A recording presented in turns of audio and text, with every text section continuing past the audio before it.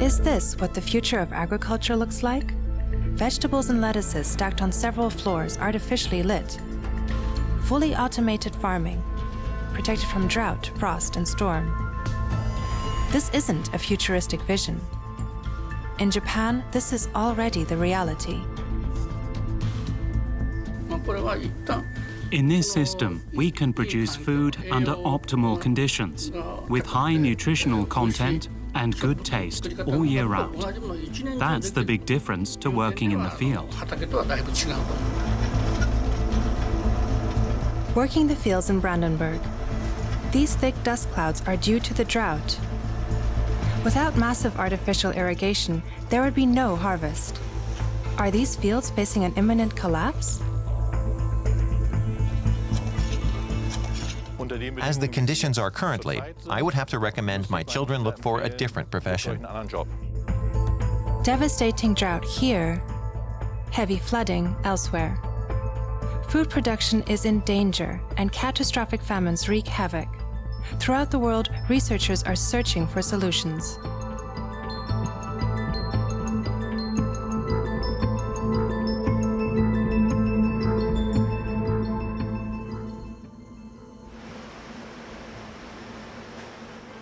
A typical harvest in Japan. The workers wear protective suits that are hygienically prepared. The environment is clinical. These lettuce heads are cultivated, without soil and free of pesticides. In this room, the temperature always remains the same. I find it pretty good that I can always work indoors regardless of the weather. It's better than in the rice fields. Vertical farming is the name of this method from Japan, as seen here at the company's spread in Kyoto. The roots thrive in a liquid nutrient solution, without topsoil, but with the same natural ingredients, such as sodium and potassium. Lamps with a similar color temperature to sunlight are used. Solar collectors and the building's green facade indicate that progress is at home here. The University of Chiba in Japan. In this futuristic-looking greenhouse, experiments with vertical vegetable cultivation are being conducted. Professor Toyoki Kozai invented this method in the 1970s. Back then, he initially had problems finding the right light and had high electricity costs. The breakthrough came with LED technology. Originally, I wanted to help the small farmers who own small land parcels. Vertical farming enables one to achieve 100 times more annual harvest on a single area than with conventional farming. So it's worth investing in such vegetable factories. These facilities can be set up anywhere. It's an important step towards sustainable agriculture. There are no losses during the harvest, and we use less energy for transport. Productivity and profitability can be increased even further with the latest technology. This method is mainly used for vegetables and salads. As far as staple foods go, such as cereals or potatoes, more research is still needed.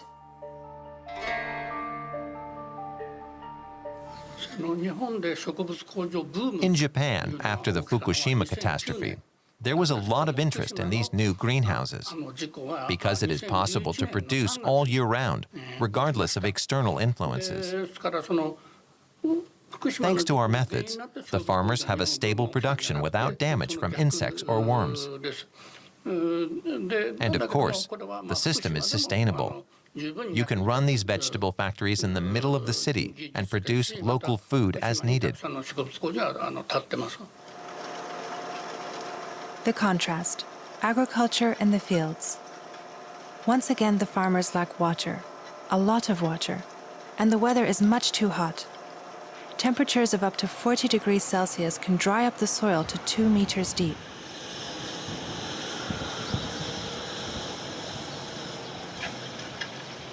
Large parts of Germany are affected by drought in the summer. The result can be the total loss of the harvest, with high financial losses.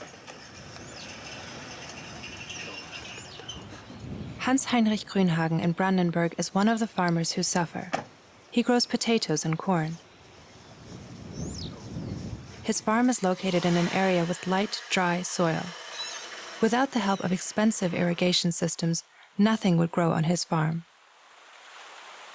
The water already needs to be pumped from deep underground, and climate experts predict that even more extreme dry periods are expected.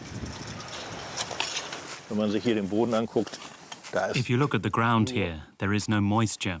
No plant can survive. That's why there's not much on this. Here are 2 miserable potatoes. Here are a few more, which might have been okay if they had enough water. Like last year, we are having a very dry year again. It's only rained half the amount that we normally would have had at this time of the year. The soil is so dry from last year that even the little rain we've had over the last few days is not enough for the plants. But how can the farmers' problems be solved? How can we ensure that food supply in the future is safe? Wageningen University in the Netherlands is looking into these questions. At the renowned agricultural university, scientists are working on using new ideas and methods to finally defeat hunger in the 21st century. They are working on the assumption that in just 30 years, twice as much food will have to be produced as today. But the conditions for this have become worse. In order not to exacerbate the climate crisis, the area available for food cultivation should not increase. New methods are therefore needed to produce food in the future. Ernst van den Ende is head of the plant science department. He understands how grave the situation is.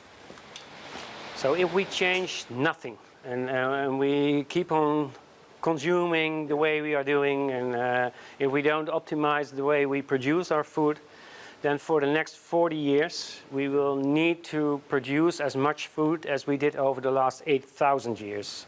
And I think that gives really a good impression how big the challenge is to feed the world in 2050.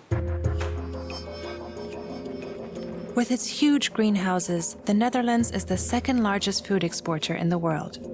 And they take care of their resources.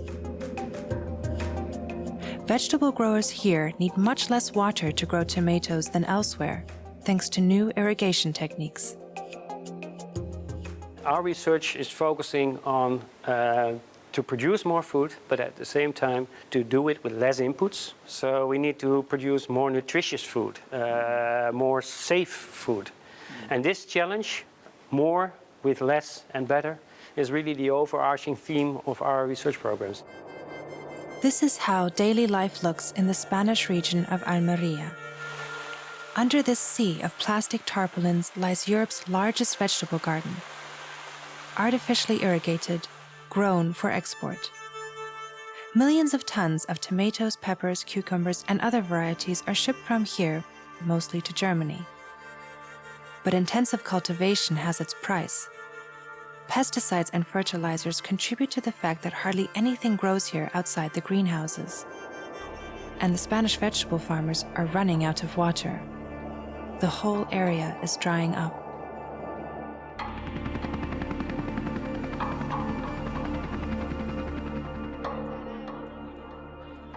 The situation in Africa is even more extreme, especially south of the Sahara.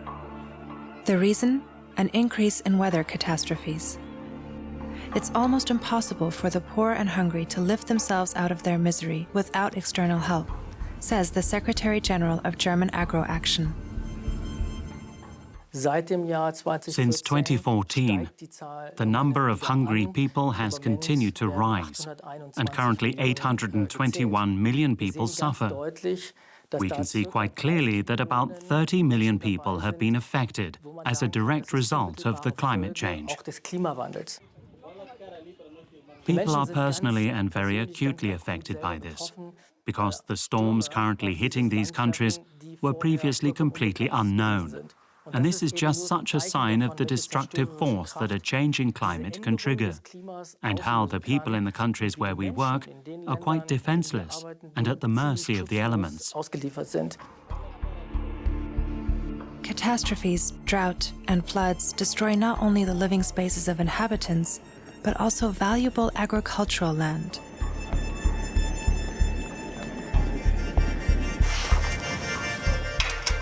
Although Brandenburg farmer Grünhagen can solve his drought problems with technical help supported by the EU, he nevertheless is pessimistic about his future.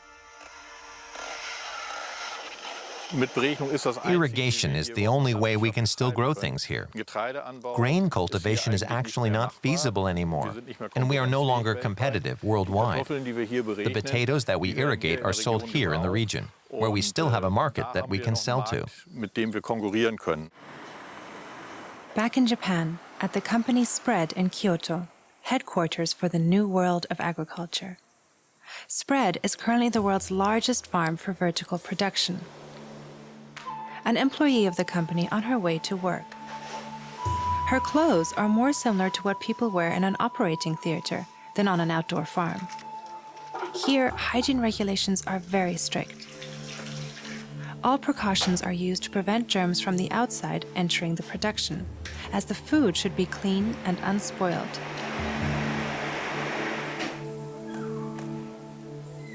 In this closed, sterile environment, the plants grow without the use of pesticides and fertilizers. A good 50,000 heads of lettuce leave the factory every day. This haul is only used for packaging. Others are used for growing various vegetables, including mushrooms and exotic herbs. The selection is large. None of the produce is washed, as there are germs in the water that may cause the vegetables to spoil. Another advantage of this type of indoor farming is that the plants thrive on several floors above each other and need very little valuable floor space. The cultivation in some of the halls is already fully automatic. Shinji Inada founded the factory 15 years ago. Back then, climate change or the explosion of the world's population was not a big issue. Nor was there a market for factory-grown vegetables. But now we make a good profit. I don't think that factories will replace conventional farming completely, but I think that our way of farming will play a central role in 20 or 30 years. We want to share the technology with poor countries so that they can produce their own food. Thanks to the short distances to supermarkets and restaurants, no goods are spoiled during transport, unlike in conventional supply chains. On the other hand, conventional agriculture in Japan is also in a deep crisis. Farmers use pesticides as a necessary tool in rice cultivation. Rice, which is sacred to many Japanese, is heavily subsidized in Japan. The market is largely protected by high customs duties. Rice imports are considered an attack on cultural heritage. But the areas under cultivation are dwindling. The average size of a Japanese farm is just 1.8 hectares, which makes it difficult for farmers to make ends meet. That is why there are hardly any young people farming, with the average age of a farmer being 66 years old. Cooperatives are formed in many places in order to be able to farm more effectively. But the increase in natural disasters is also causing them problems.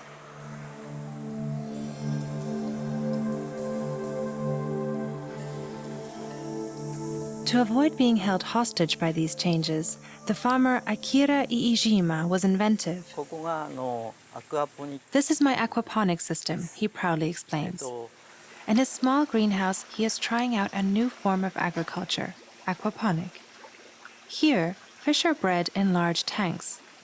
Akira Iijima has 250 sturgeons in his facility. The fish excrement is pumped out and used as fertilizer for various vegetables. The water, purified by the plants, is then returned to the fish tanks. From rice farmer to modern aquaponic farmer. Almost all vegetables thrive here all year round and are independent of climate changes. The greenhouse has even withstood an earthquake. The neighboring farmers have already suffered this year. It rained too much, and their plants did not get enough sun.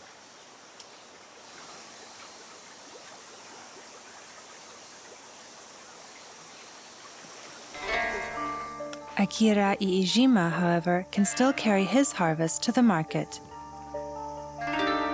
and dreams of an even bigger plant. Such as this one in the Schöneberg district in Berlin. in the grounds of an old industrial complex, greenhouses for vegetable growing, in the middle of the city. Groups of visitors from all over the world come here to learn about the goings-on inside.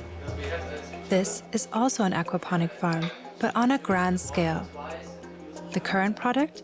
Capital City basil. Grown with the excrement of fish bred in these tanks.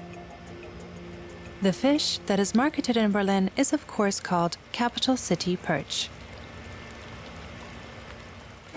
We want to produce where people consume, so we don't have long supply chains or long cold storage times, and we have a much better CO2 balance. I think our fish, the Capital City perch, is the freshest fish you can buy here in Berlin. The principle is as old as the hills. The water that is polluted by the fish is extracted and used as manure for the plants. It has been used this way for centuries in China and by the Mayans of Central America. The plants grow faster on shelves or in raised beds in these rooms than in a natural environment.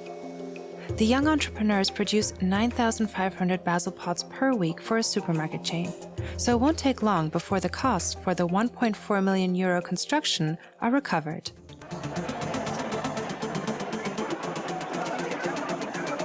$7.8 billion people currently live on our planet. In a mere 30 years, it will be 11 billion. More and more people are leaving the rural areas, and according to a United Nations study, 2/3 of the world's population will be living in cities in 2050. So more of these farms will have to be built, especially in Asia. There, the megacities already extend over huge areas without any agriculture. More plants and more greenery is needed in the cities. Urban planners face a new challenge. The inhabitants of megacities not only have to be supplied with living space, water, and energy, they also need room for growing food.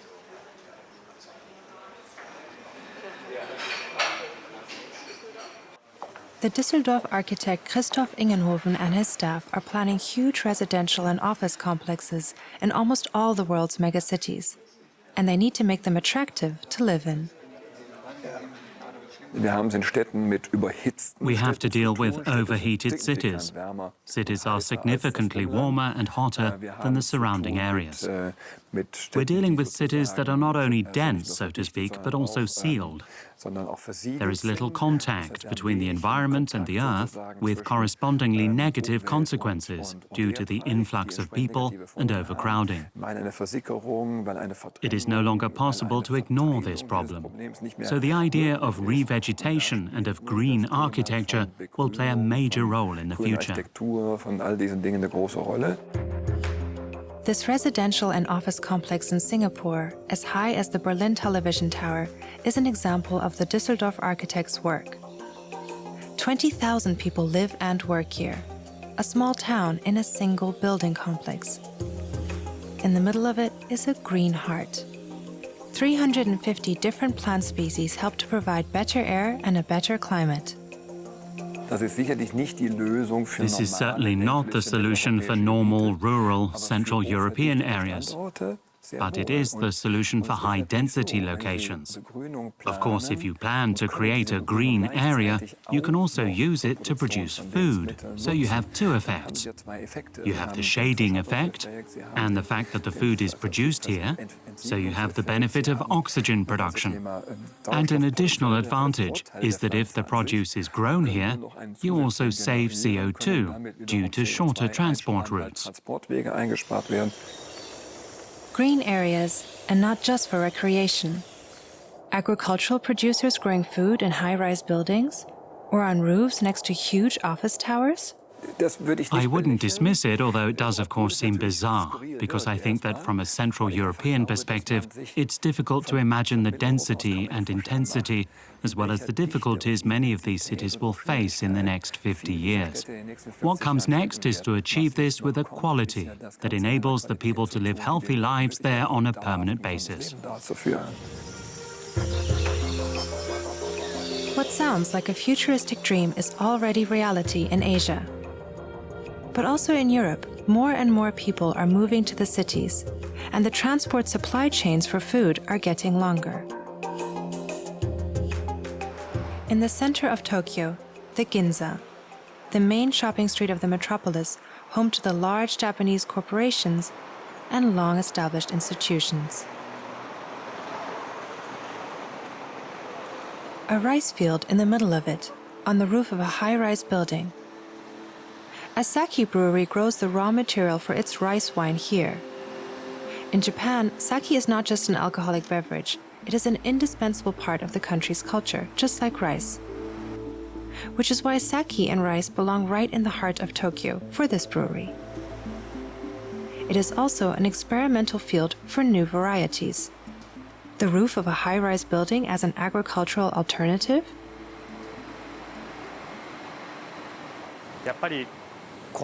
In the beginning, they didn't take us seriously. No rice would grow here. It's much too bright here at night. And on the roof, it's much too hot. But our experiments have been good, and we're harvesting more and more. The rice grows well here. I think it's right that in Japan they are looking for different ways to grow rice and vegetables. It's a challenge. And after all, rice is part of our tradition. Each season, the brewery produces 50 bottles of sake from its small rice field on the roof.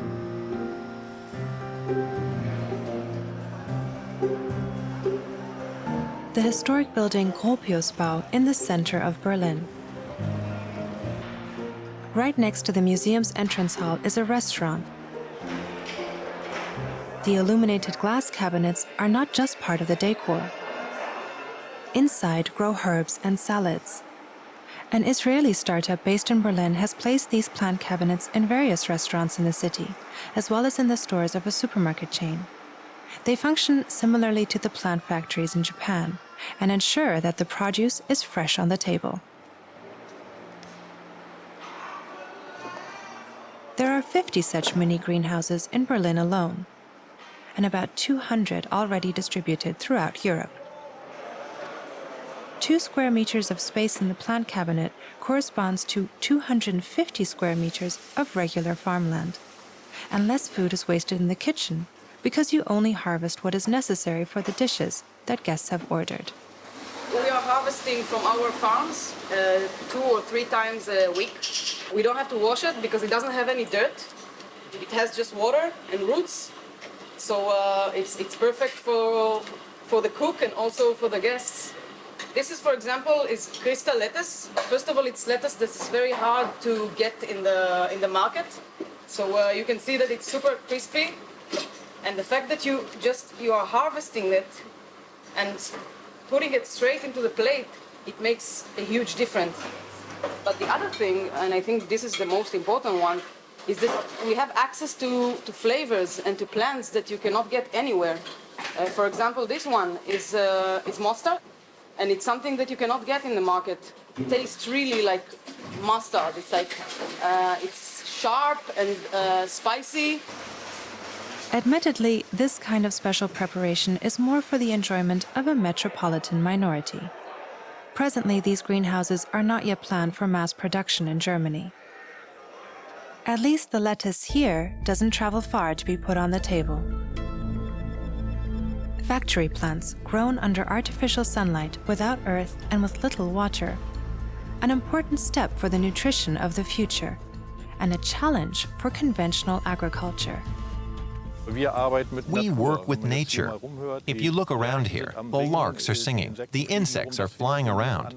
But that isn't the case in these facilities. I believe that this is not what you want in the future. It's not nature. It's just an artificial product. I just can't imagine it. It has nothing to do with my ethos as a farmer. For me, farming is having an area of land here where something is growing that I can take care of. Artificial farming goes against the philosophy of what I want to represent with my soul as a farmer. But do we have another choice? Classical agriculture alone will not be able to supply the growing world population without the help from the laboratory for much longer, with plants that develop in a controlled way, without the use of fertilizers and pesticides, and with less water. Soon there will be a world population of 10 or 11 billion people. We can't yet imagine how big the cities will become, and at the moment it's almost considered progress if you can successfully cope with overcrowding at all. It is an essential part of 21st century technology that we achieve this, because if we don't, our survival on the planet may not happen. What do you want? Do you want to produce in such a way that you have suboptimal yields and you need to use a bigger surface, and that means that you have to destroy nature? Or you want to have your optimal yields per square meter? So my opinion is that we use our agricultural fields in such a way that we optimize the growth in order to save the environment. Our research is still just starting. However, in the coming decades, cities throughout the world will need to host vertical agriculture with safe, clean, and sustainable produce if we are to prevent food from becoming scarce.